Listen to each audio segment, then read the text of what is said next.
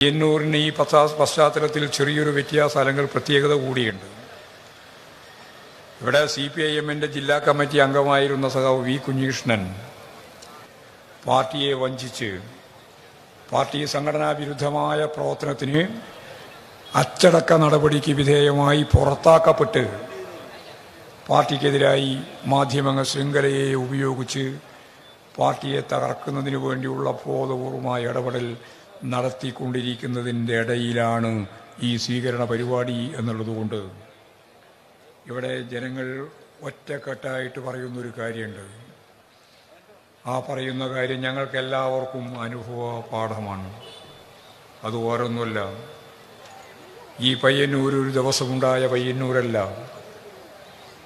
ഇവിടെ സഖാവ് മധു ജാഥ ക്യാപ്റ്റന് നൽകിയിട്ടുള്ള സ്വീകരണത്തിൻ്റെ ഭാഗമായിട്ട് തന്നിട്ടുള്ള ആ ചർക്ക ദേശീയ പ്രസ്ഥാനത്തിൻ്റെ പാരമ്പര്യമുള്ള ഒന്നാണ്.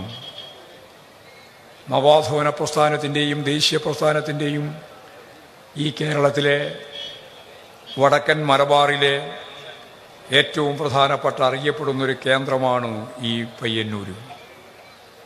ഉപ്പൂറുക്കൽ സമരം മുതൽ ഇങ്ങോട്ട് സഖാവ് കൃഷ്ണപിള്ള ഉൾപ്പെടെയുള്ള നേതാക്കൾ നേതൃത്വം കൊടുത്ത് വളർത്തിയ അതിശക്തമത്തായ പോരാട്ടത്തിൻ്റെയും സമരത്തിൻ്റെയും ദേശീയ പാരമ്പര്യം ഈ പയ്യന്നൂരിന് ഉണ്ട്. അതോടൊപ്പം തന്നെ കമ്മ്യൂണിസ്റ്റ് പ്രസ്ഥാനം എന്ന രീതിയിൽ പ്രവർത്തനം ആരംഭിച്ചപ്പോൾ സ്വാതന്ത്ര്യ പോരാട്ടത്തിൻ്റെ മുൻപന്തിയിൽ പോരാളികളായിട്ട് നിന്ന സഖാവ് AKGയും കൃഷ്ണമാഷ് ഉൾപ്പെടെയുള്ള നിരവധി ആളുകൾ, കുഞ്ഞിരാമേട്ടൻ ഉൾപ്പെടെയുള്ള ആളുകൾ, നാരായണ മാഷ് ഉൾപ്പെടെയുള്ള ആളുകൾ, കരിവള്ളൂരിൻ്റെ ഏറ്റവും പ്രധാനപ്പെട്ട നേതാക്കൾ, സുബ്രഹ്മണ്യ ഷേണായിയെപ്പോലെ, അതുപോലെ തന്നെ നിരവധിയായ നേതാക്കൾ, സഖാവ് CP, മുനയംകുന്ന് രക്തസാക്ഷികളുടെ ഓർമ്മ, അതുപോലെ തന്നെ കരിവള്ളൂരിൻ്റെ ഓർമ്മ, ധനരാജിൻ്റെ രക്തസാക്ഷിത്വം നടന്ന നാട് എല്ലാം ചേർന്ന് ഈ പയ്യന്നൂര് രക്തസാക്ഷികളുടെ ഒരു കേന്ദ്രഭൂമിയാണ്. ദേശീയ പ്രസ്ഥാനത്തിൻ്റെ കാലഘട്ടം മുതൽ ഈ പയ്യന്നൂരിന് ഞാൻ നേരത്തെ പറഞ്ഞതുപോലെ ഇന്ത്യയിലും പ്രത്യേകിച്ച് കേരളത്തിൻ്റെ ഏതു മേഖലയിലും അറിയപ്പെടുന്ന ഒരു സ്ഥലമാണ്.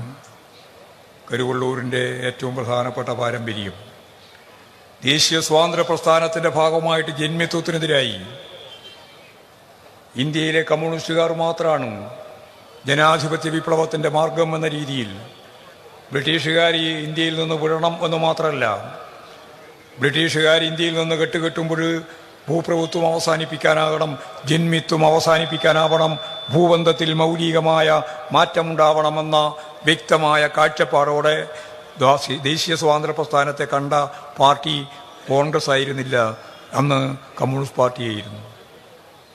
അന്ന് ഉയർത്തിയ മുദ്രാവാക്യമാണ് ജന്മിത്വം അവസാനിപ്പിക്കണം, സാമ്രാജ്യത്വം തുലയട്ടെ, ഇൻകുലാബ് സിന്ദാബാദ്.